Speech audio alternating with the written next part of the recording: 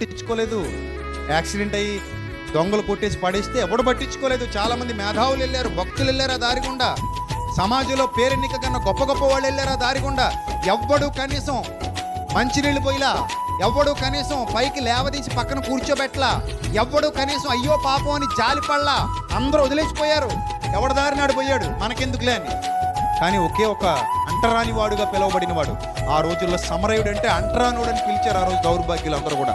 అలాంటి అంటరాని వాడిగా పిలువబడిన ఆ సమరయుడు వెళ్ళాడు, చేతుల్లో తీసుకున్నాడు, గాయాలు కట్టాడు, నూనె పోసాడు, ఫస్ట్ ఎయిడ్ చేశాడు, ప్రథమ చికిత్స చేశాడు, కావాల్సిన అన్నీ ఇచ్చాడు. తీసుకెళ్ళి హాస్పిటల్లో చేర్చాడు.